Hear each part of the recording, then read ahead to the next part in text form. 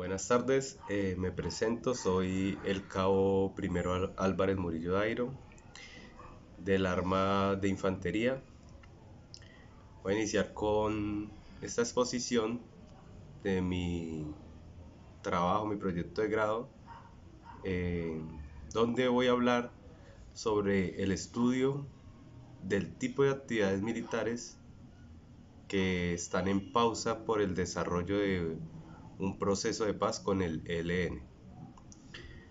Entonces, como introducción, pues quiero dar a conocer que la inteligencia militar pues ha sido desde la fundación del ejército y la nación un arma, una especialidad fundamental para la supervivencia del Estado y todas sus instituciones pues democráticas que tenemos acá en nuestro país.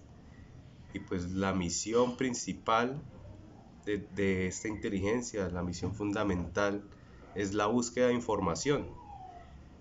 Con esta búsqueda de información pues se realiza un proceso, un análisis con el fin pues de dar una difusión de una inteligencia pues de alta calidad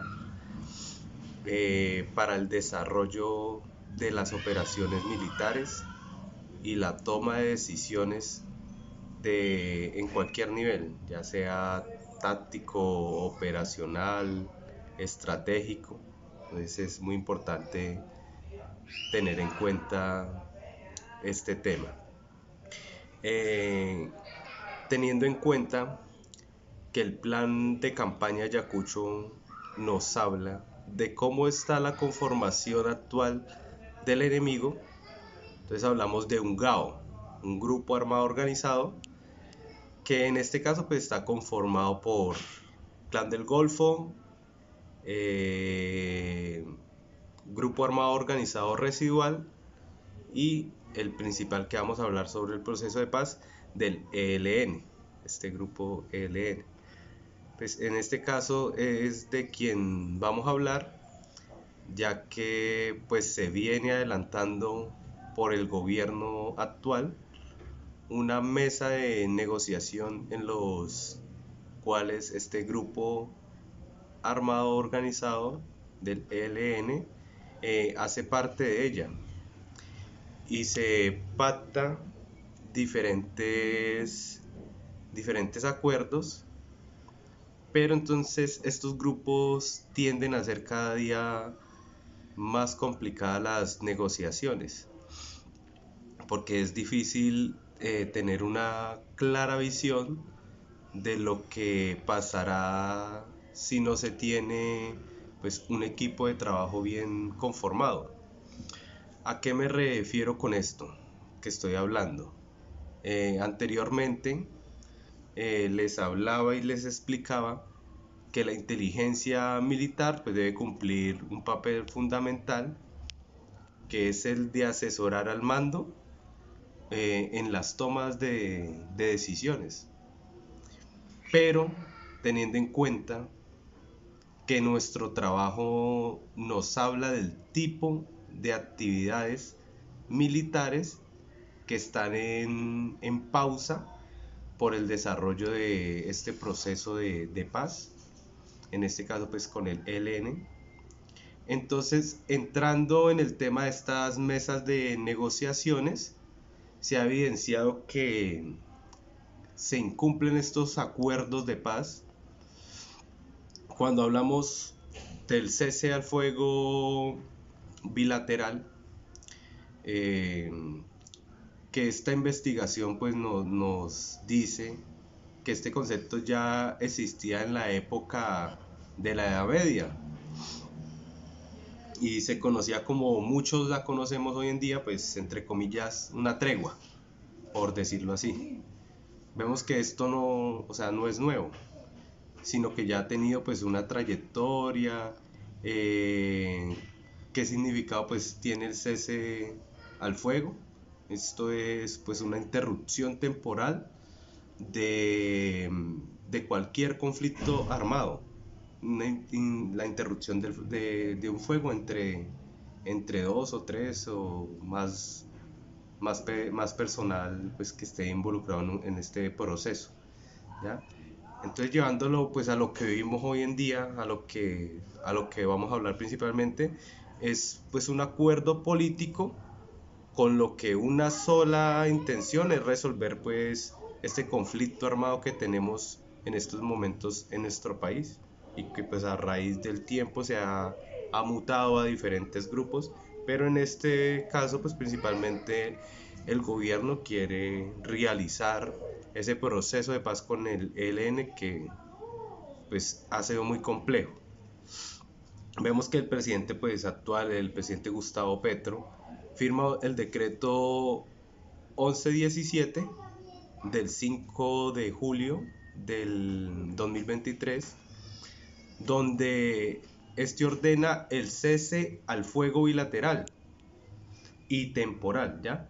De carácter nacional con este grupo ELN, y entre el 3 de agosto del 2023 y el 29 de enero del 2024, que esas son las fechas establecidas, pero pues también tenemos que tener en cuenta que esto puede ser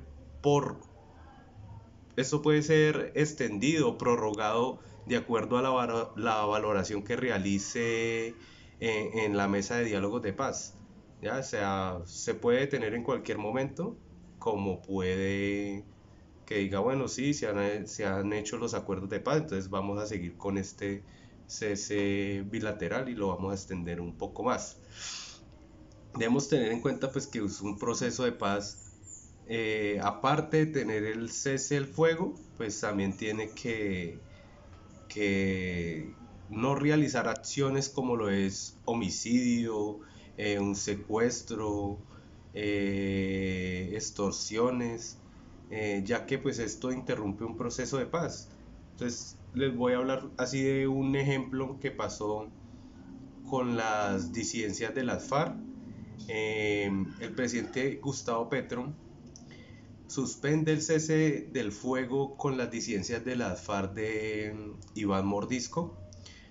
Entonces aquí vemos un claro ejemplo de que se suspende porque la estructura de Dagoberto Ramos atacó a una comunidad indígena en Toribío, donde perdió la vida una mujer de 52 años.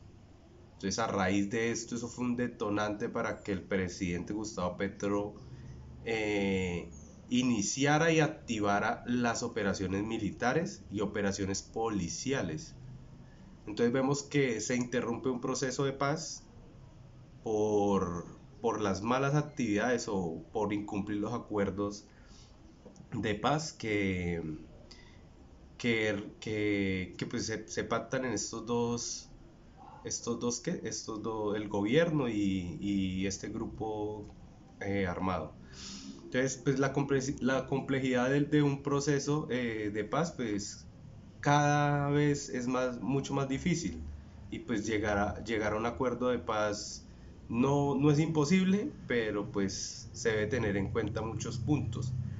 Entonces, veo muchas falencias y por eso expongo este tema del proceso de paz, porque pues lo que quiero expresar con mi trabajo y dar a entender es que la inteligencia militar debe empezar un estudio de por qué este grupo acepta un proceso de paz si realmente sí quiere realizar este proceso de paz. O sea, esos son los interrogantes que yo creo que se debe realizar la inteligencia militar, que cuál será su intención con este proceso de paz, a cambio de que este grupo abandona la guerra y las rentas ilegales que tiene.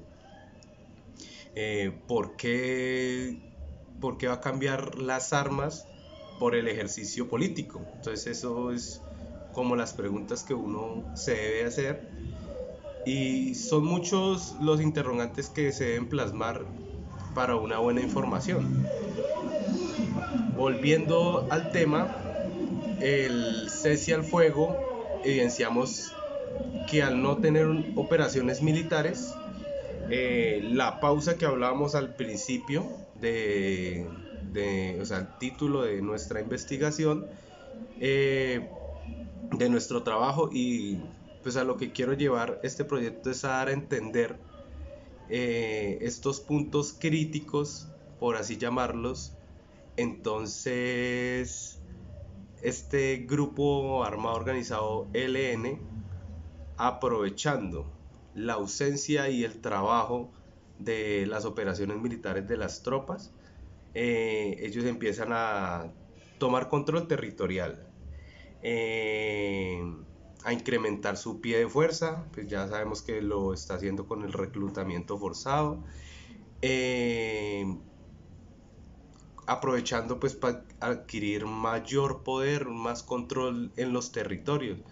Entonces, si realmente quieren un acuerdo de paz, ¿por qué esperan que haya un cese bilateral para, en vez de aportar algo para que realmente se vea de que sí quieren cambiar, incrementan son sus acciones delictivas?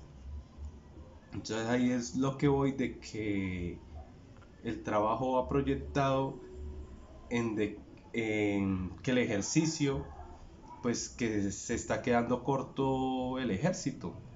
Está en una situación, y pues yo evidencio que estos procesos de paz se debe buscar que las tropas puedan tener mayor garantías por si el proceso de paz no llega a ser exitoso.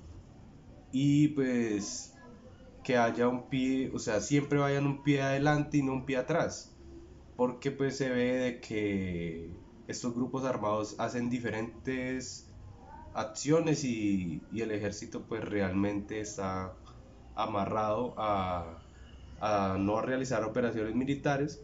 Pero cuando se rompe este cese bilateral, se encuentra de que ya en los lugares donde tenía un control territorial, las tropas, donde ya se podía decir que era una zona consolidada, ya no es una zona consolidada, porque ya estos grupos hacen presencias y hacen sus actividades delictivas, y entonces cada vez se ve como decae el ejército en ese sentido. Entonces, con esta frase pues de un pensador, un político indio, hago pues el cierre de mi exposición, y dice así: pues no hay un camino para la paz, sino que la paz es el camino. Muchas gracias, espero pues mi exposición sea amena y sirva.